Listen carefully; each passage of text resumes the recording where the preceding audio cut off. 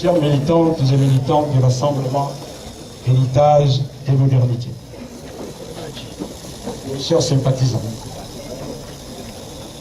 je voudrais, avant de faire ma déclaration, vous prier de bien vouloir vous lever pour observer une minute de silence, parce que dans ces lieux-là, vivait un massacre il y a un an.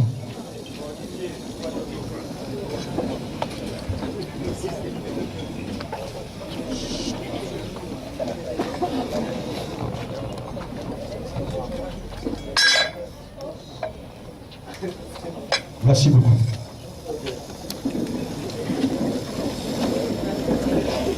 Mesdames et messieurs, chers compatriotes, militantes et militants du Rassemblement Héritage et Modernité, je ne vais pas lire. Je voudrais parler avec le cœur, pour être naturel et pour essayer de sortir du fond de mon cœur ce que je ressens à cet instant précis. Je voudrais commencer par vous remercier infiniment pour avoir accepté de venir ici cet après-midi nous écouter.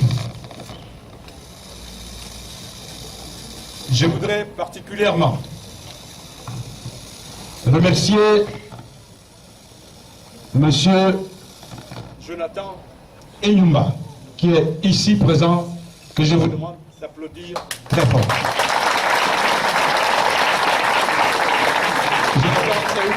S'il vous plaît, Jonathan. Voilà.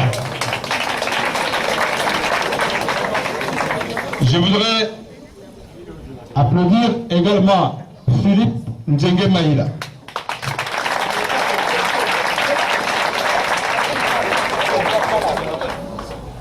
Je voudrais que vous fassiez une ovation à mon collègue, le ministre d'État, le ministre de l'Enseignement supérieur, qui est là. Je voudrais que vous fassiez une ovation particulière pour lui. Je voudrais que vous applaudissiez très fort mon petit frère, le jeune maire de Mouila, qui est là. Jean Norbert, je voudrais vous prier de bien vouloir faire une ovation pour vous tous et vous toutes qui êtes là.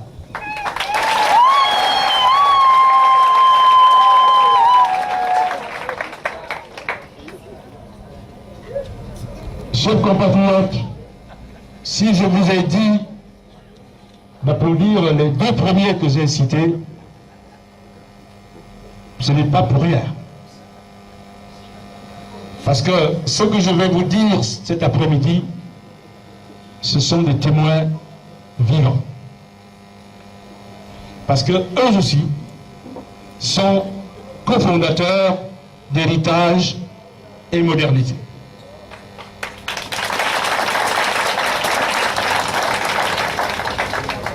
Je voudrais ajouter que ici, en ces lieux, Héritage et Modernité a été conçu ici, dans ces lieux. Et il est né à Glace. Conçu ici où nous sommes. Est né à Glace. Pour essentiellement des raisons logistiques. Vous savez bien que lorsque nous faisons ce que nous faisons, les gestes que nous accomplissons pour faire un enfant, on le fait quelque part. Et puis on va à l'hôpital quand la femme accouche. Glace, c'est l'hôpital où est né Héritage et Modernité après l'avoir conçu ici. C'était important de le dire. Je voudrais dire ici aussi que nous avons tous essentiellement constitué de députés un groupe le 27 juin 2015.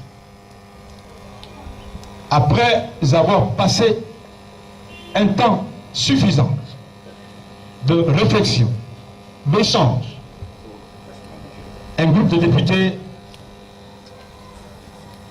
complété par des compatriotes qui partageaient ce que nous étions en train de faire, dont le frère, mon petit frère, Serge Maurice Mabiala, que je vous demande d'applaudir très fort.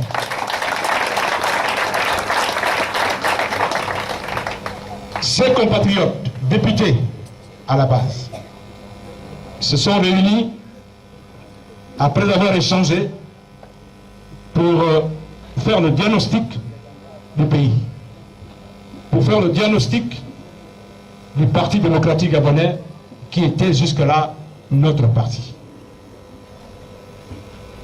Vous comprenez donc? Et c'est ça l'histoire, parce que, chers compatriotes, vous savez bien, l'histoire ne s'invente pas. Ce sont des faits. C'est ça l'histoire. Mais il y a des gens, nous tous, malheureusement, des êtres humains, pour des raisons diverses, nous voulons effacer l'histoire. L'histoire ne s'efface pas, parce qu'elle nous suit partout où nous allons. Un homme responsable doit d'abord reconnaître son histoire. Parce que nous sommes tous, autant que nous sommes ici, des produits de l'histoire. L'histoire de nos familles, l'histoire de nos études, l'histoire de nos professions, l'histoire de nos métiers. Tout est histoire.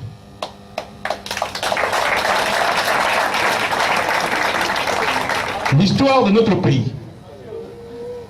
Je dis ça pour dire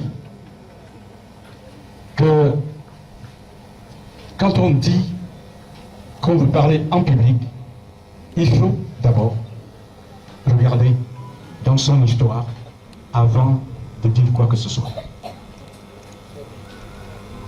Moi, je dis que j'étais militant du Parti démocratique gabonais. Je le dis et je l'assume. Je le dis et je l'assume. Je n'appartiens pas à la catégorie des gens qui, dans la vie, quand ils évoluent, ils oublient ce qu'ils ont été. On appelle ça tromper le peuple. Moi, je ne voudrais pas appartenir à cette catégorie-là. Quand on fait des choses dans la vie, on dit j'ai fait. J'ai mal fait, je m'excuse. Mais c'est moi qui ai fait. Et puis on avance.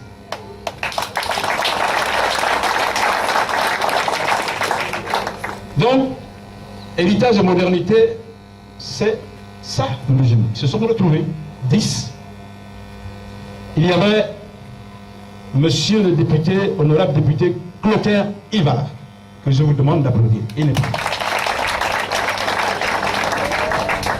Il y avait l'honorable député Vincent Elaminier. Il n'est pas là. Il est là. Il y avait l'honorable député Vincent Gonjo. Il n'est pas là. Il y avait l'honorable Wondong. Il n'est pas là.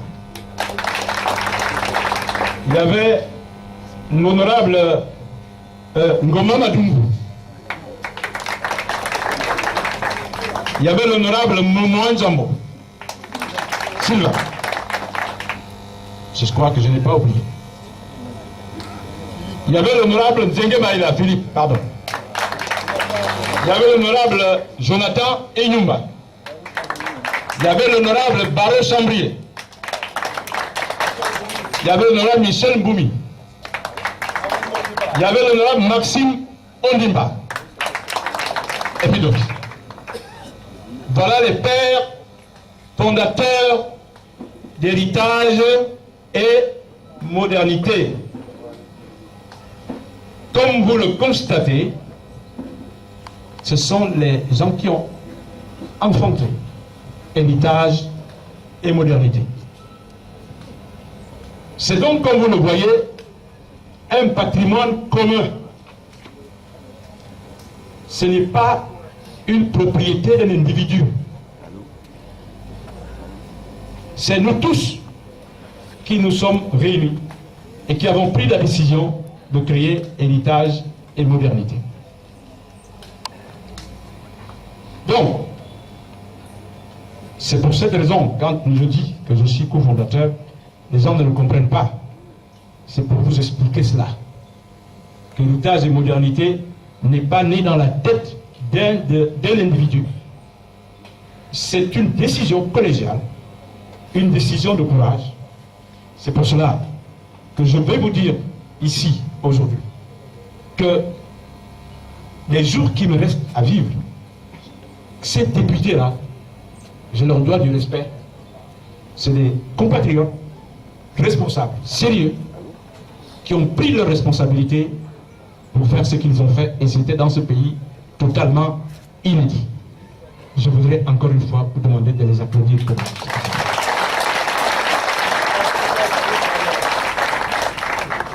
Il y a un qui a fait la prison.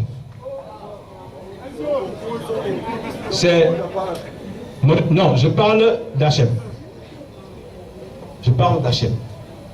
C'est Maurice Mabiala qui a fait la prison. Donc, ce sont des messieurs qui, lorsque vous les verrez, je vous prie de les respecter parce que c'est des compatriotes dignes. Moi, je ne fais pas comme eux. Parce que nous menons des combats politiques. Vous savez que la politique, il faut le retenir, c'est le domaine par excellence d'expression des ambitions. Mais ce qui arrive le plus souvent, c'est qu'on a parfois des ambitions démesurées. Il faut savoir gérer ces ambitions. Malheur à celui qui n'a pas d'ambition. Mais vous savez que vous ne pouvez rien faire sans les autres. Surtout en politique, vous ne pouvez rien faire sans les autres. Donc, il faut faire très, très attention. Je veux dire donc que, chers compatriotes, vous avez assisté le dimanche dernier, depuis vendredi dernier, samedi et dimanche dernier, à l'organisation d'un congrès qui a été baptisé Congrès extraordinaire du RHM, du Rassemblement Héritage et Modernité.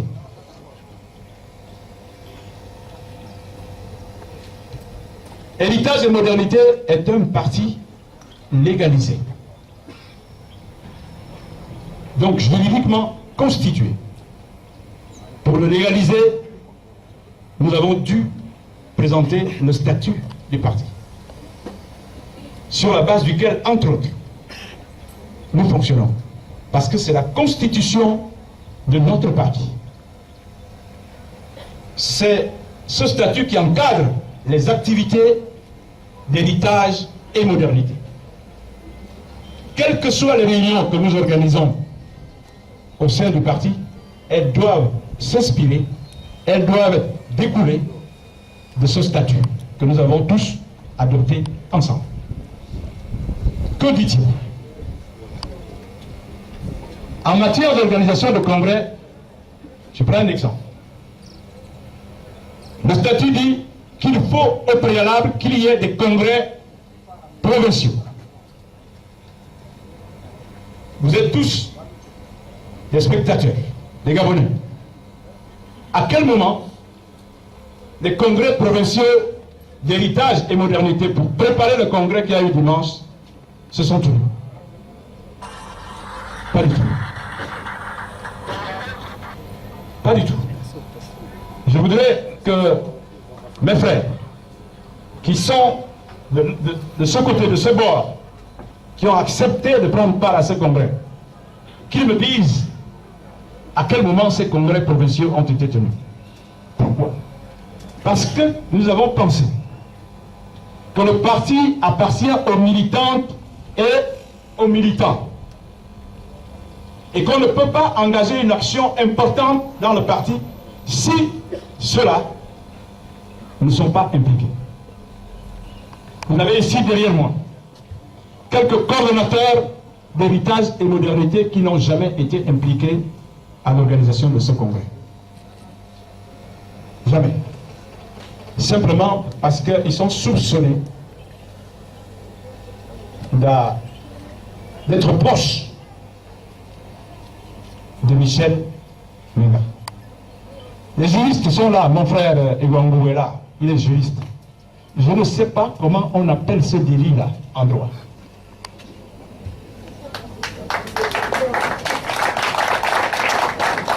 Délit de rapprochement, on connaît le délit de faciès. Mais le délit de quelqu'un qui est proche d'eux, je ne sais pas dans quel livre de droit ça se trouve. Donc ces gens n'ont pas été associés à ce congrès. Et il y en a beaucoup d'autres que vous aurez le temps de découvrir les jours qui arrivent.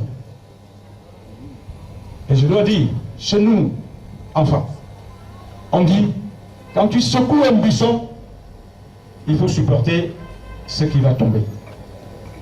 Ce n'est pas moi qui ai secoué, mais que ceux qui ont secoué supportent ce qui va tomber. Parce que ça va tomber.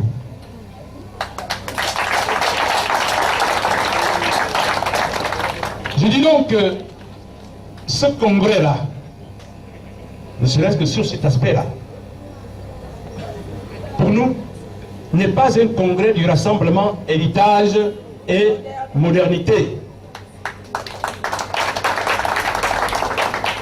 C'est un congrès que nos frères ont voulu organiser. C'est un congrès constitutif du RPM. C'est un congrès constitutif du RPM. Mais ils ont tout à fait le droit. Il n'y a aucun problème. Si nos frères estiment que le RHM ne les intéresse plus, hein,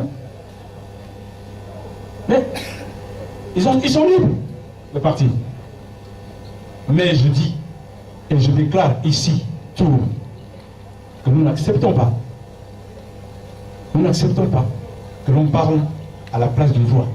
Nous n'acceptons pas que pour des raisons d'ambition personnelle, que l'on viole les statuts du parti. Et je voudrais dire d'ailleurs que lorsque nous sommes partis du Parti démocratique gabonais, c'est parce que nous avons dénoncé des dérives autoritaires. C'est parce que nous n'acceptions pas qu'on bâillonne la parole. C'est parce que nous n'acceptions pas l'ostracisme. C'est parce que nous n'acceptions pas la condescendance. La condescendance qu'on a vécue pendant longtemps au sein du Parti démocratique gabonais. C'est entre autres pour ces raisons que nous sommes partis d'HM. Parce que nous ne le supportions plus. Du PDG. Mais comment peut-on dire que nous ne voulons pas de la condescendance, que nous voulons qu'on respecte les lois, que nous voulons qu'on respecte les autres, que nous luttons contre l'ostracisme, que nous voulons que ce pays appartienne à tout le monde. Nous avons demandé qu'il y ait un congrès inclusif.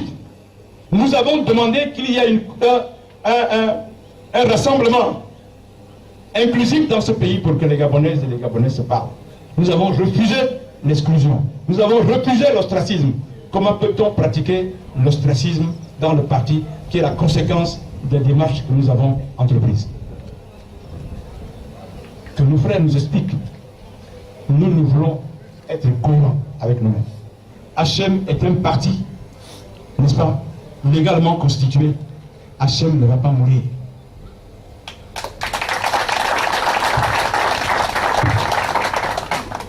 HM ne va pas mourir parce que nous avons souffert pour le mettre en place.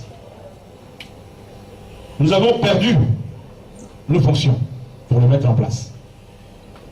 On ne peut pas accepter. Nous ne pouvons pas accepter que nos amis, nos frères, fassent litière de ce que nous avons mis comme temps, des risques que nous avons pris pour faire ce parti, et vouloir balayer ça derrière le main à l'occasion d'un week-end où les amis se retrouvent pour exclure d'autres amis. Nous ne pouvons pas l'accepter. Je voudrais donc dire à tous ceux qui sont ici que nous allons désormais engager la bataille juridique. Parce que nous sommes dans un pays organisé, un pays qui est encadré par les lois. Nous allons les faire parler. On va faire parler les lois pour qu'elles nous disent qui et quoi et qu'est-ce qu'on fait. Mais nous allons, à partir de la semaine qui va commencer, prendre nos responsabilités pour saisir qui de droit, de façon à ce que nous puissions leur exprimer officiellement notre position par rapport à ce qui a été fait. Je dis qu'Hachem, je suis, j'y reste.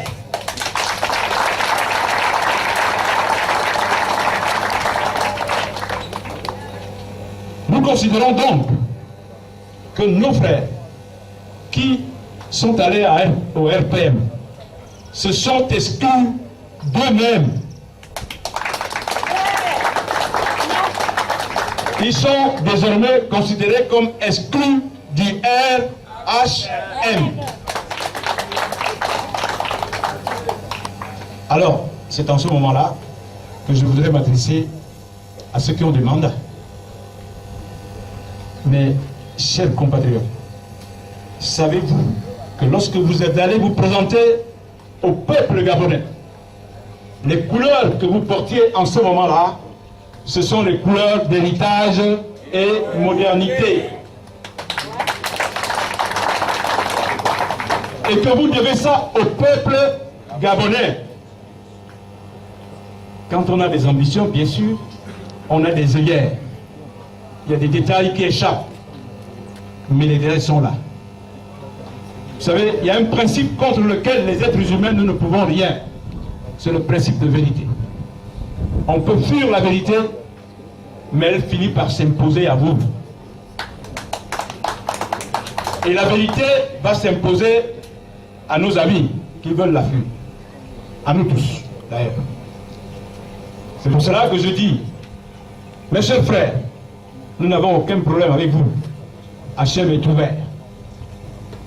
C'est votre parti. Vous avez donc à réfléchir pour savoir dans quelle direction vous devez orienter votre combat politique. Vous êtes libres, mais nous aussi nous sommes libres, parce que nous voulons veiller à ce que Hachem reste un parti légal, un parti qui respecte la loi, un parti qui respecte les textes.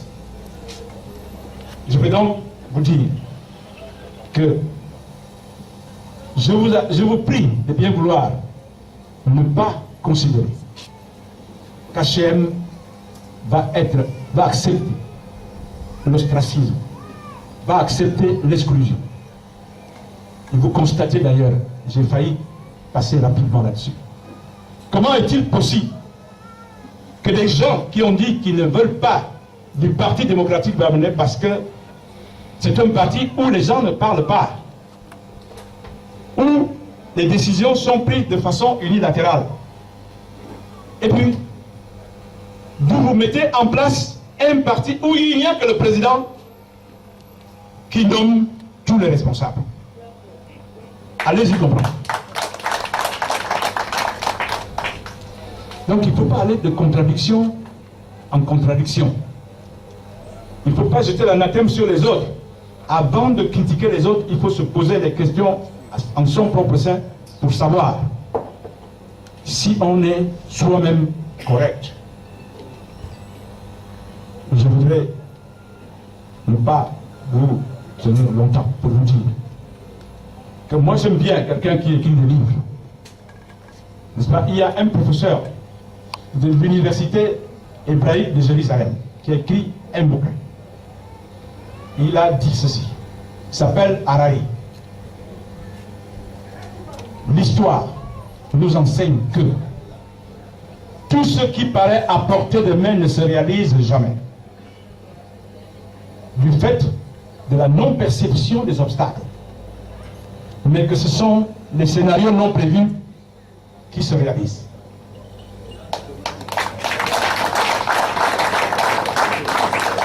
Ça, c'est lui qui dit ça. Regardez l'histoire. Tout ce qui est à portée de main ne se réalise jamais. Du fait de la non-perception des obstacles. On croit que c'est facile, qu'on peut prendre. Mais c'est loin pour prendre. La distance est un concept complexe. Ce n'est pas forcément spatial. Il faut qu'on se méfie. Parce qu'on ne sait pas ce qui va se passer demain. La politique, c'est une question d'accord, d'échange. Et je terminerai mon propos pour dire que nous voulons être un parti ouvert. Ouvert à tout le monde. Parce que nous sommes, nous, de par l'expérience que nous avons aujourd'hui, nous sommes convaincus que le développement du Gabon ne passe pas par les partis politiques. Ce sont des hommes et des femmes qui sont partout. Qui sont, bien sûr, dans la chaîne. Mais dans d'autres partis, vous avez mon frère, qui est en face de moi, ministre d'État. C'est un brillant intellectuel gabonais. Mais il n'est pas HM. Il n'est pas au PDG. Comment peut-on imaginer qu'on va se priver des compétences de quelqu'un comme ça? Simplement parce qu'il n'est pas de votre parti. Qui ça qui perd en dernier ressort? N'est-ce pas le Gabon? Donc nous refusons ça. Nous voulons être un parti ouvert qui parle avec les responsables et les militants des autres partis. Dès lors que nous sommes convaincus que nous parlons du Gabon, nous sommes ouverts, nous discuterons avec tout le monde. Sans exclusion. Je voulais le dire. Parce que nous sommes allés à une conférence de l'APF au Canada. Le gouverneur général du Canada, c'était un anglophone. Je ne sais pas si ça a changé, mais à l'époque, c'était un anglophone. Nous étions partis pour la francophonie. Vous savez que le Canada, c'est la francophonie et l'anglophonie. Et il est venu pour ouvrir la conférence et pour magnifier l'action des francophones au Canada. En ouvrant la séance, en terminant, il a dit: je voudrais vous dire ceci, que moi j'ai retenu. Il faut que vous sachiez que l'être humain, il est comme un parachute. Il ne fonctionne que quand il est ouvert. Quand il est fermé, vous voyez ce qui se passe pour les parachutistes. Lorsqu'il est ouvert, donc, je voudrais vous dire ça. Chers compatriotes, l'être humain ne fonctionne que quand il est ouvert. Nous voulons être ouverts aux autres pour ne pas mourir. Donc on continue à vivre ensemble. Merci beaucoup.